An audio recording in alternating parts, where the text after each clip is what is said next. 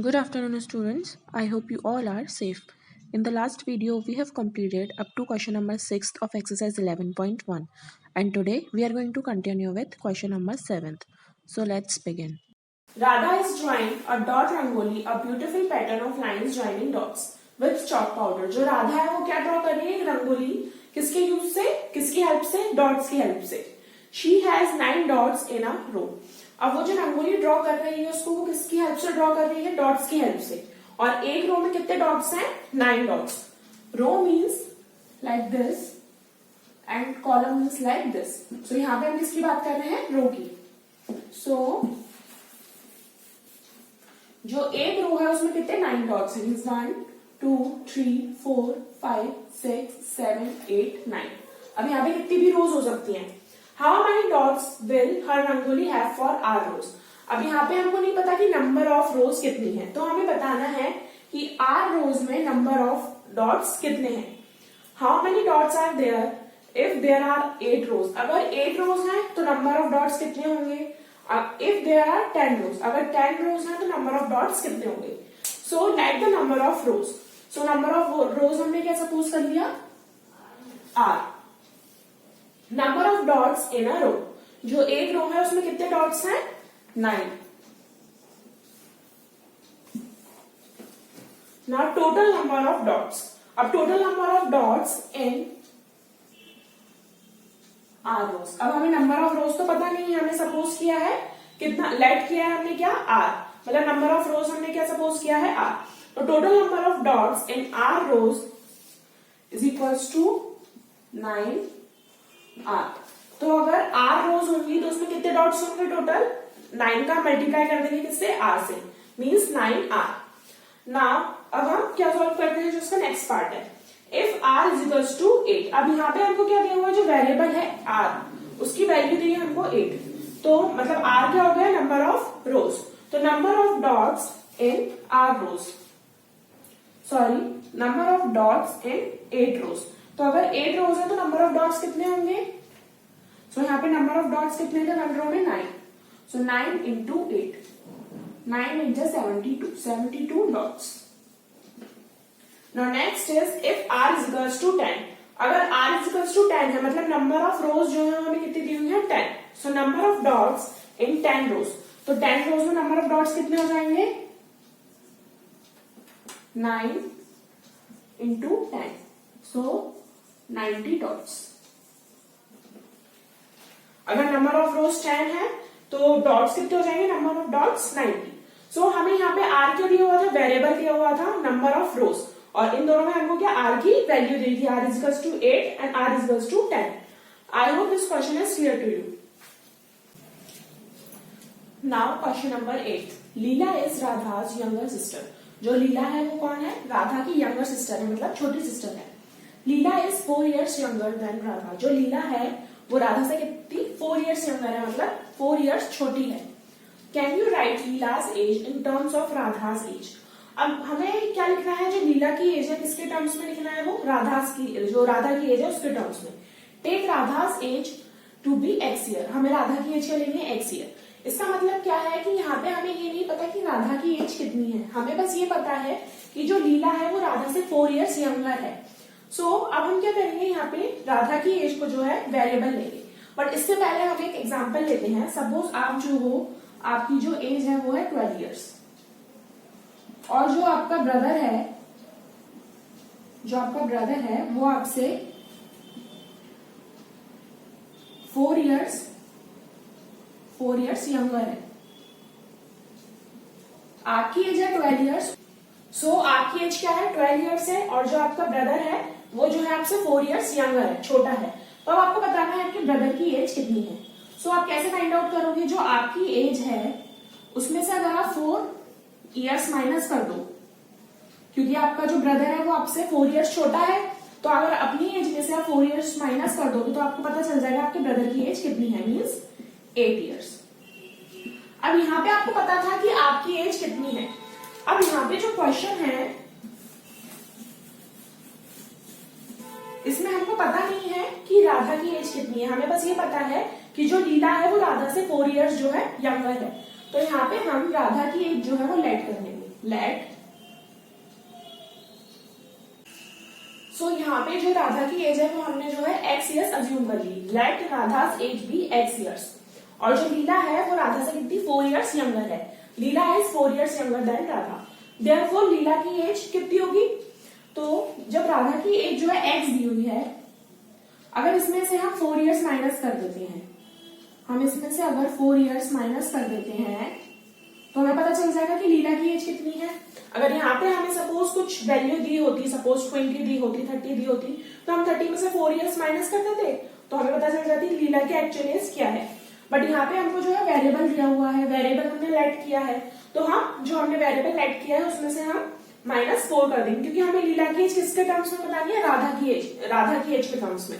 तो राधा की एज क्या है? x years.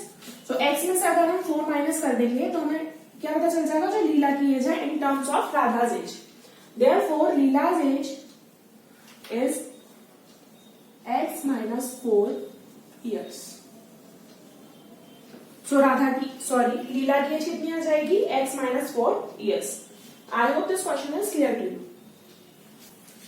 Now question number 9। Mother has made laddoos. She gives some laddus to guests and family members.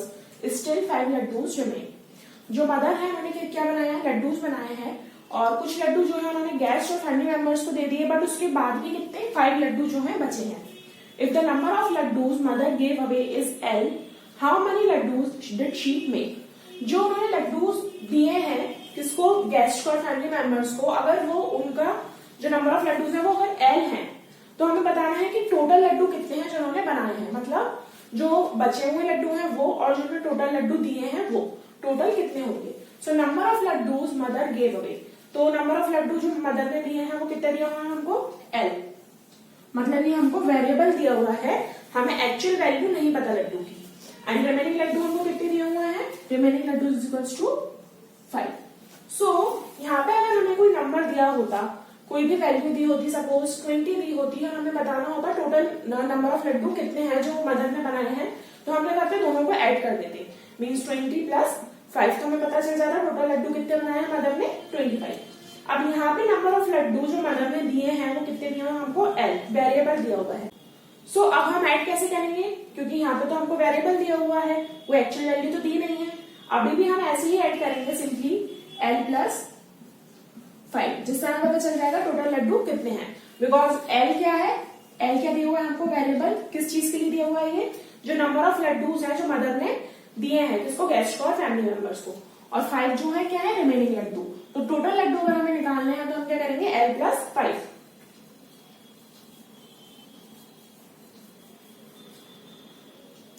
So answer क्या हो जाएगा? Therefore number of laddoos she made is equals to L + 5। So total number क्या हो जाएगा लड्डूज का? L + 5। I hope this is clear to you. Now next is question number 10. Oranges are to be transferred from larger boxes into smaller boxes. जो oranges हैं उनको larger boxes में से किस में ट्रांसफर किया? smaller boxes में. When a large box is emptied, the oranges from it filled 2 smaller boxes and still 10 oranges remain outside. अब क्या किया? जो large box में उसको खाली किया, large box को empty किया, तो जो large box में oranges थे उनको किसमें? smaller boxes में डाला। तो smaller boxes कितने? 2 फिल कर लिए, पूरे 2 बॉक्स से स्मॉल वो फिल हो गए। उसके बाद भी जो है 10 ऑरेंजेस बचे। मतलब एक ये बॉक्स है, दिस इज लार्जर बॉक्स, इसलिए मैंने इसके अंदर L लिख दिया। अब इसके जो ऑरेंजेस हैं इसको 2 स्मॉल बॉक्स में जो है ट्रांसफर किया, ठीक है। ये जो है स्मॉल बॉक्सेस है, इनमें ट्रांसफर किया। इसके बाद भी जो है 10 ऑरेंजेस बचे। सो हमको क्या बताना है अब इसमें? If the number of oranges in a small box are taken to be X। अब इसमें क्या हमको दिया हुआ है कि जो स्मॉल बॉक्स में जो ऑरेंजेस हैं अगर उसको हम X सपोज कर लेते हैं, मतलब वेरिएबल सपोज कर लेते हैं, तो what is the number of oranges in the larger box. तो हमें बताना है कि ये जो लार्जर बॉक्स है इसमें कितने ऑरेंजेस होंगे। सो सबसे पहले देखिए हमें क्या गिवन है, स्मॉलर बॉक्सेस जो है उसमें दिया हुआ है कि एक बॉक्स में कितने ऑरेंजेस हैं? X ऑरेंजेस है, मतलब वेरिएबल, हमको एग्जैक्ट वैल्यू नहीं पता उसकी।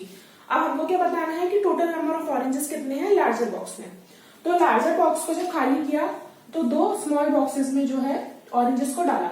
तो अगर एक स्मॉलर बॉक्स में अगर x ऑरेंजेस हैं तो मतलब दूसरे वाले बॉक्स में भी कितने x ऑरेंजेस होंगे, और कितने बचे हैं एक्स्ट्रा ऑरेंजेस, 10. सो अब इसको हम कैसे सॉल्व करेंगे, सी.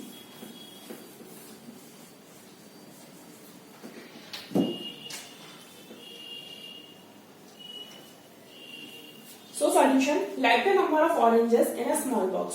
तो जो नंबर ऑफ ऑरेंजेस है स्मॉल बॉक्स में उसको क्या लाइट कर लिया, क्या सपोज कर लिया, x, और ये तो हमको क्वेश्चन में गिवन है. अब number of small boxes, small boxes कितने हैं टोटल, 2 स्मॉलर बॉक्सेस हैं. सो नंबर ऑफ स्मॉल बॉक्सेस कितने हो गए, 2. तो अब सबसे पहले हम क्या फाइंड आउट करेंगे कि जो स्मॉल बॉक्सेस में जो टोटल नंबर ऑफ ऑरेंजेस है वो कितने हैं. सो नंबर ऑफ ऑरेंजेस इन कितना, 2 smaller boxes. So number of oranges in 2 smaller boxes. तो अगर 2 स्मॉलर बॉक्स है तो उसमें ऑरेंजेस कितने हो जाएंगे, 2x. अब 2x क्यों होंगे, ये एक बॉक्स है, इसमें कितने x ऑरेंजेस हैं, स्मॉल बॉक्स है. एक बॉक्स और है, इसमें भी कितने हैं, x ऑरेंजेस है. नंबर ऑफ ऑरेंजेस कितने हैं, x. वो क्यों, क्योंकि एक स्मॉल बॉक्स है उसमें x ऑरेंजेस है, तो जो दूसरा बॉक्स होगा उसमें भी कितने x ऑरेंजेस ही होंगे. तो ये दोनों कितने हो गए, 2x. So number of oranges in 2 small boxes कितना आ गया, 2x. अब रिमेनिंग ऑरेंजेस कितने हैं, क्या गिवन है हमको, 10. Remaining oranges are 10. अब total number of oranges larger box में कितने होंगे, अगर हम 2x को मतलब जो 2 स्मॉलर बॉक्सेस में जितने भी टोटल नंबर ऑफ ऑरेंजेस है उनको और जो रिमेनिंग ऑरेंजेस है उनको ऐड कर देंगे तो हमें पता चल जाएगा total number of oranges in larger box कितने हैं. So therefore total number of oranges in larger box is equals to 2x plus 10. 2x plus 10 का मतलब क्या हो गया, 2x तो क्या हो गए जो 2 स्मॉलर बॉक्स है उसमें जितने ऑरेंजेस हैं, और प्लस 10 क्या हो गया जो रिमेनिंग ऑरेंजेस हैं. So total number of oranges in larger box is equals to 2x plus 10. I hope this question is clear to you. Now question number 11, cross this question. I hope all the questions of exercise 11.1 are clear to you. Now we will study exercise 11.2 in our next video.